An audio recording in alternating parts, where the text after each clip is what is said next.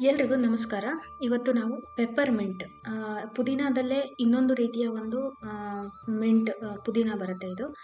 ಅದನ್ನು ಪೆಪ್ಪರ್‌ಮಿಂಟ್ ಅಂತ ಹೇಳ್ತೀವಿ. ವೈಜ್ಞಾನಿಕವಾಗಿ ಇದು ಮೆಂತಾ ಪೈಪರಿಯೇಟಾ.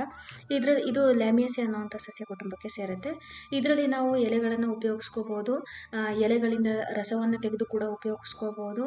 ಹಾಗೆ ಇದರಿಂದ ನೀರಲ್ಲಿ ಕುದಿಸಿ ಕೂಡ ಕುಡಿಯುವಂಥ ಒಂದು ರೂಢಿಯನ್ನು ಮಾಡ್ಕೋಬೋದು. ಇದರಲ್ಲಿ ಮೆಂಥಾಲ್ ಅನ್ನುವಂಥ ಒಂದು ಸಕ್ರಿಯ ಪದಾರ್ಥ ಇದೆ. ಈ ಮೆಂಥಾಲ್ ಸಕ್ರಿಯ ಪದಾರ್ಥ ಈ ಮಿಂಟ್‌ಗಳನ್ನ ಅಥವಾ ಪುದೀನವನ್ನು ತಿಂದಾಗ ನಿಮಗೆ ಹೇಗೆ ಒಂದು ತಣ್ಣಗಿನ ಒಂದು ಅನುಭವ ಬರುತ್ತಲ್ಲ, ಅದಕ್ಕೆ ಕಾರಣ ಆಗಿರುವಂಥದ್ದು ಮೆಂಥಾಲು.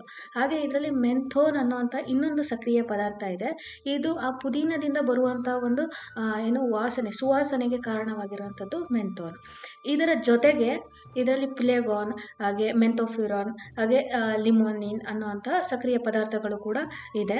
ಅದರಲ್ಲಿ ಈ ಪ್ಲೇಗಾನ್ ಅನ್ನುವಂಥ ಒಂದು ಸಕ್ರಿಯ ಪದಾರ್ಥ ಕೆಲವೊಮ್ಮೆ ವ್ಯಕ್ತಿಗಳ ಮೇಲೆ ಅದು ಇರಿಟೇಷನ್ ಅಂದರೆ ತುರಿಕೆಯಾದಂಥ ಒಂದು ಅನುಭವಕ್ಕೂ ಕೂಡ ಕಾರಣ ಆಗಬಹುದು. ಈ ಒಂದು ಔಷಧಿ ಗಿಡವನ್ನು ನಾವು ಜೀರ್ಣಕ್ರಿಯೆಯ ಒಂದು ತೊಂದರೆಗಳಿರ್ಬೋದು, ಗ್ಯಾಸ್ಟ್ರಿಕ್ ಆಗುವಂಥದ್ದು ಇರ್ಬೋದು, ಅಥವಾ ಹೊಟ್ಟೆ ಉಬ್ಬರ ಆಗುವಂಥದ್ದು, ಅಜೀರ್ಣದ ತೊಂದರೆ. ಸೊ ಇವುಗಳನ್ನು ಎಲ್ಲ ನಿವಾರಣೆ ಮಾಡೋದಕ್ಕೆ ನಾವು ಈ ಒಂದು ಎಲೆಗಳನ್ನು ನಾವು ತಿನ್ಬೋದು, ಸೇವನೆಯನ್ನು ಮಾಡಬಹುದು. ಹಾಗೆ ಇದನ್ನು ಸೇವನೆಯನ್ನು ಮಾಡೋದ್ರಿಂದ ನಮಗೆ ತಂಪಾದ ಒಂದು ಅನುಭವವನ್ನು ಕೊಡುತ್ತೆ. ಹಾಗೆ ಜೊತೆಗೆ ತಲೆನೋವು ಇರ್ಬೋದು, ಸ್ನಾಯುಗಳ ಸೆಳೆತ ಆಗಿರ್ಬೋದು, ಇವುಗಳ ನೋವುಗಳನ್ನು ಕಡಿಮೆ ಮಾಡೋದಕ್ಕೂ ಕೂಡ ಪುದೀನವನ್ನು ನಾವು ಬಳಸ್ಕೋಬಹುದು. ಜೊತೆಗೆ ಇದು ಚರ್ಮಕ್ಕೆ ಕೂಡ ಉತ್ತಮವಾಗಿದೆ. ಚರ್ಮದ ಮೇಲೆ ಯಾವುದೇ ರೀತಿಯಾದಂಥ ತೊಂದರೆಗಳು, ಕಜ್ಜಿ ಇರ್ಬೋದು, ಕಿರಿಕಿರಿ ಇರ್ಬೋದು, ಉರಿಯೂತ ಇರ್ಬೋದು, ಇವುಗಳ ಒಂದು ನಿವಾರಣೆಗೂ ಕೂಡ ನಾವು ಬಳಸ್ಕೋಬಹುದು.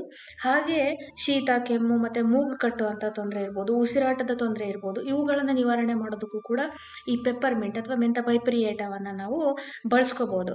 ಜೊತೆಗೆ ಬಾಯಿಯ ಒಂದು ಆರೋಗ್ಯವನ್ನು ಕಾಪಾಡಿಕೊಂಡು ಬ್ಯಾಕ್ಟೀರಿಯಾಗಳನ್ನು ತಡೆಯೋದಕ್ಕೆ, ಹಾಗೆ ಉಸಿರಿನ ಒಂದು ತಾಜಾತನವನ್ನು ಕೊಡುತ್ತೆ. ಹಾಗೆ ಮೌತ್ ಫ್ರೆಶ್ನರ್ಗಳಲ್ಲಿ ಕೂಡ ಹೆಚ್ಚಾಗಿ ಇದನ್ನು ಬಳಸ್ತಾರೆ. ಮತ್ತು ನಮ್ಮ ಟೂತ್ ಪೇಸ್ಟ್ಗಳಲ್ಲಿ ಇರ್ಬೋದು, ಇವುಗಳಲ್ಲೂ ಕೂಡ ಬಳಸ್ಬೋದು. ಹಾಗೆ ಈ ಒಂದು ಎಲೆಗಳನ್ನು 3 ರಿಂದ 4 ಎಲೆಗಳನ್ನು ನೀರಲ್ಲಿ ಕುದಿಸಿ, ಹಾಗೆ ಟೀ ಮಾಡೋ ರೂಪದಲ್ಲೂ ಕೂಡ ಇದನ್ನು ನಾವು ಬಳಸ್ತೀವಿ. ಇದಿಷ್ಟು ಪುದೀನ ಅಥವಾ ಪೆಪ್ಪರ್‌ಮಿಂಟ್ ಕುರಿತು ಮಾಹಿತಿ. ಧನ್ಯವಾದಗಳು.